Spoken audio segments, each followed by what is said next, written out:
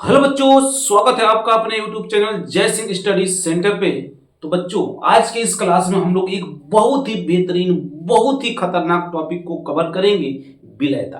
विलयता से संबंधित है हेनरी का नियम, अर्थात इसके बाद हम लोग धीरे धीरे प्रवेश करेंगे हेनरी के लॉ में। तो सबसे पहले समझते हैं विलयता क्या होता है। तो आइए देखते हैं सॉल्युबिलिटी क्या होती है, विलयता किसे कहते हैं। देखिए, और ध्यान से देखिएगा, विलयता, विलयता, सॉल्युबिलिटी, सॉल्युबिलिटी किसे कहते हैं, विलयता क्या होती है। तो भाई देखिएगा ध्यान से, विलय पदार्थ की, किसकी, विलय पदार्थ की ग्राम में, किसमें भाई, ग्राम में, विलय पदार्थ की ग्राम में वह मात्रा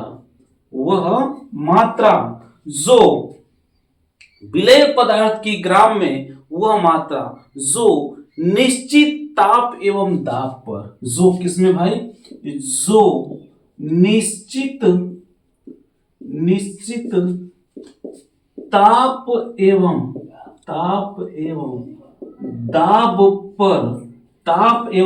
दाब पर 1 लीटर विलायक में, किसमें, 1 लीटर विलायक में, 1 लीटर विलायक में उपस्थित हो, क्या हो भाई, उपस्थित हो, उसे, उसकी क्या कहते हैं भाई, विलयता कहते हैं, विलयता कहते हैं।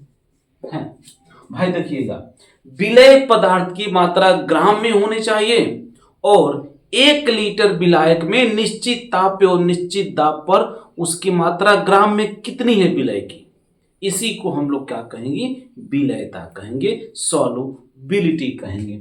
जो विलयता का मात्रक होगा भाई, विलयता का मात्रक जो यूनिट होगा, ये होगा ग्राम पर लीटर, या इसे हम लोग एक और नाम दे सकते हैं, मोल पर लीटर भी इसका यूनिट होता है, ग्राम पर लीटर या फिर मोल पर लीटर। अच्छा, ये कैसे हुआ, तो जो भाई देखिए क्या है, विलय की मात्रा ग्राम में होनी चाहिए, तो अर्थात यदि हम विलयता देखते हैं तो क्या बनना है, विलय की मात्रा ग्राम में, विलय की मात्रा किसमें, ग्राम में, बटे क्या है, 1 लीटर विलयन में, तो क्या हो जाएगा, एक, सॉरी विलयन, विलायक में, 1 लीटर विलायक में, तो विलायक की मात्रा ये किस में चाहिए, लीटर में, इसी को तो क्या कहते हैं, विलयता कहते हैं। तो इसका यूनिट क्या हो जाएगा, ग्राम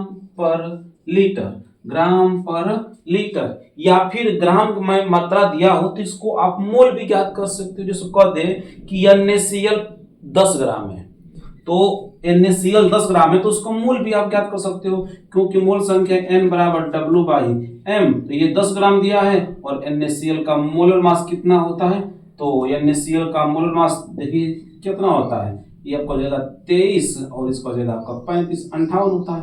इसमें 58 से आप भाग कर देंगे, कितने से, 58 से, 10 में 58 से, तो इसका मोल क्या जाएगा, मोलों की संख्या आ जाएगा, इसीलिए इसका मात्रक आप क्या कर सकते हो, मोल पर लीटर भी लिख सकते हो। लेकिन भाई जब हम लोग यहां पर हेनरी का नियम इसी के आधार पे पढ़ेंगे, विलयता के आधार पे, तो हम लोग यहां पर विलयता का जो मात्रक होगा वो एक नया मात्रक रखेंगे जिसका नाम होगा जीटा गैस। क्या नाम होगा भाई,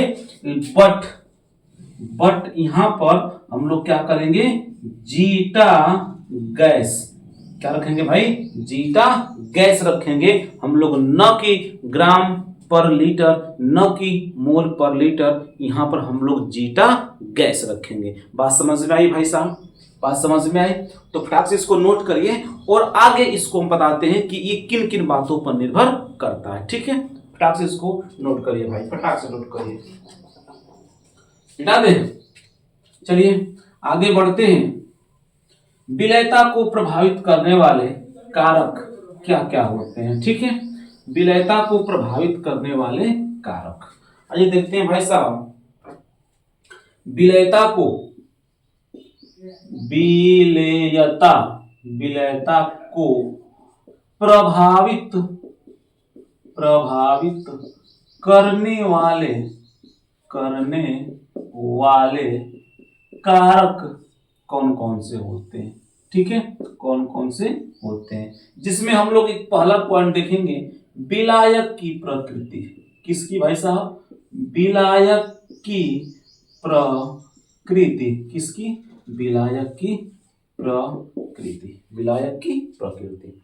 तो बताइए, देखिए, किसी विलेय पदार्थ की विलेयता अर्थात उसकी घुलने की जो क्षमता होती है विलायक की प्रकृति पर निर्भर करता है।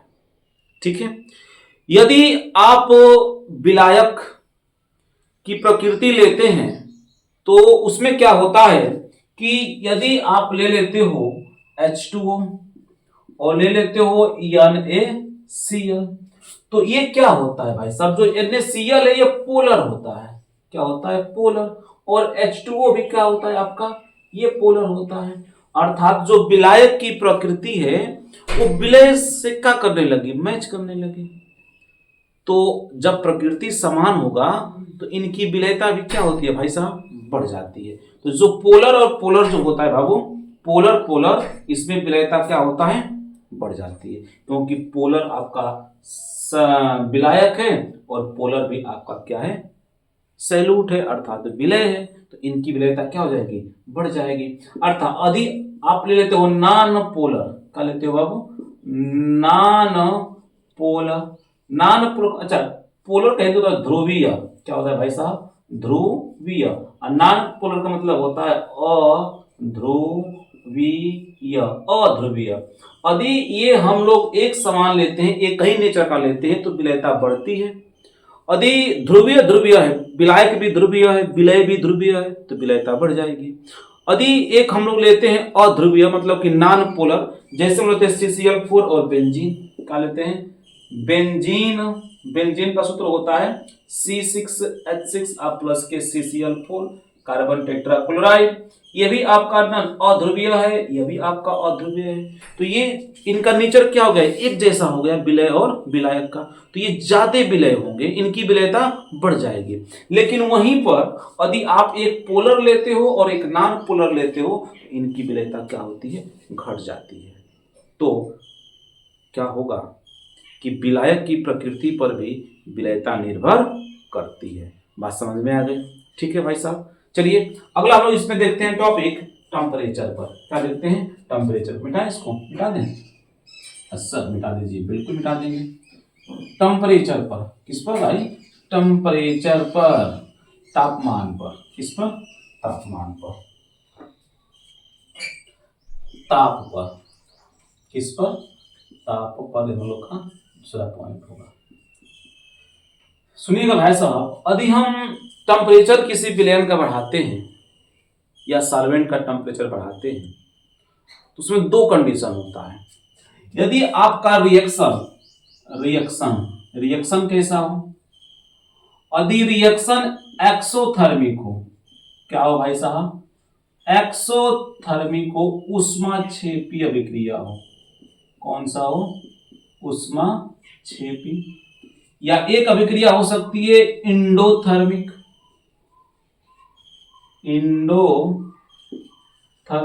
ऊष्मा शोषी हो सकती है, ऊष्मा शोषी हो सकती है।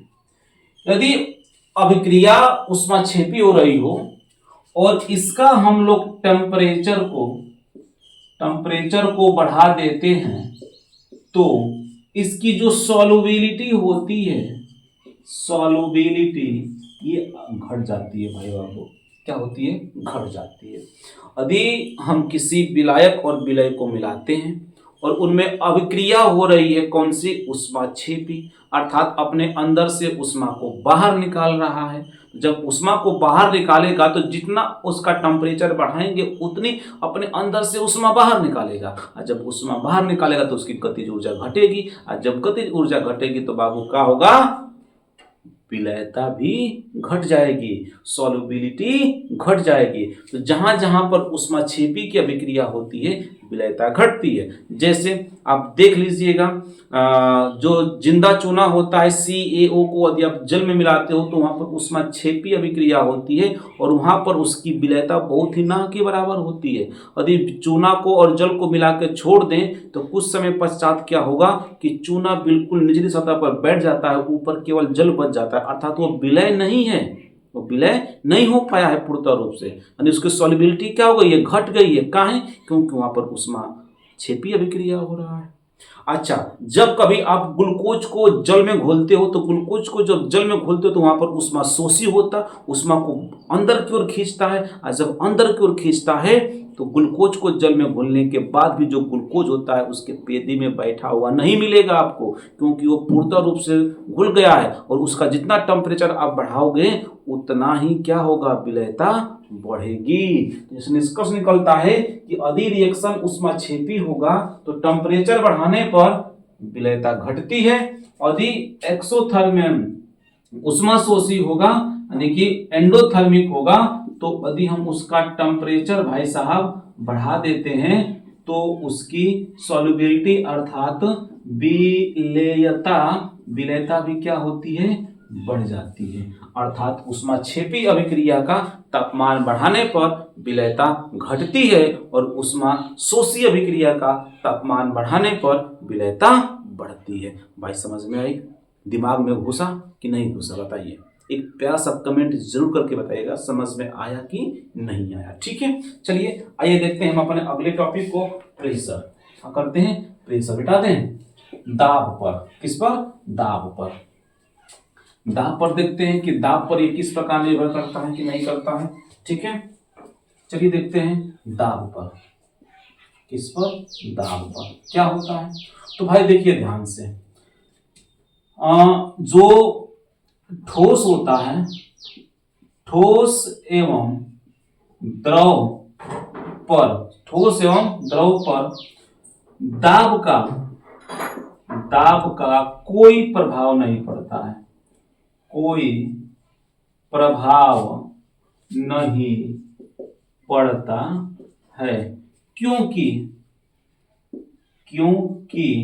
ये पहले से ही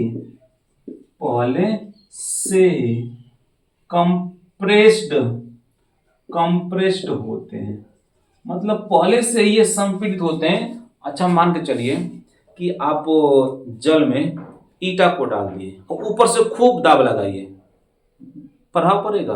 कुछ प्रभाव नहीं पड़ेगा, न घुलेगा ना कुछ होगा, कोई प्रभाव नहीं पड़ पाएगा। तो यही कारण होता है क्योंकि पहले से कंप्रेस्ड होते हैं।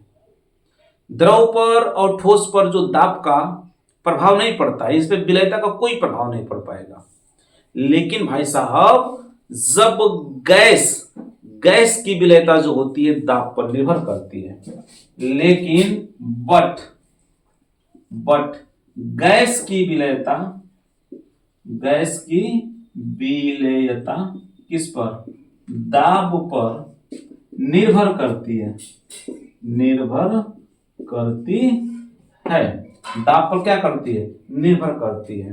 यदि हम किसी गैस को किसी द्रव में मिलाना चाहते हो तो द्रव के सतह के ऊपर गैस पर हम जितना दाब बढ़ाएंगे उतना क्या होती है? गैसों की विलयता बढ़ती है। अर्थात द्रव सतह पर गैस के ऊपर लगाया गया जो दाब होता है ये प्रोपोर्शनल टू होता है गैस की विलयता के किसके भाई? विलयता के। अर्थात तो उस गैस के ऊपर जितना अधिक आप दाब लगाओगे उस गैसों की विलयता द्रव में क्या होती है? बढ़ती है। और इसी गैसों की द्रव की विलयता के संदर्भ में हेनरी ने एक नियम दिया था, जिस नियम को हम लोग कहते हैं हेनरी का नियम। बात समझ में आई भाई? तो हेनरी का जो नियम है बाबू, यहीं से उत्पत्ति हुआ है, यहीं से उत्पन्न हुआ है। तो हम लोग का जो नेक्स्ट टॉपिक होगा पढ़ेंगे हेनरी का नियम। हेनरी नामक वैज्ञानिक ने गैसों का द्रव में, गैसों की द्रव में विलयता के संदर्भ में, गैसों की द्रव में विलयता के संदर्भ में एक नियम दिया था और उस नियम को कहते हैं हेनरी का नियम। तो आई होप बाबू कि आपको वीडियो समझ में आई होगी। तो मिलते हैं नेक्स्ट वीडियो में हेनरी के नियम के साथ। जय हिंद,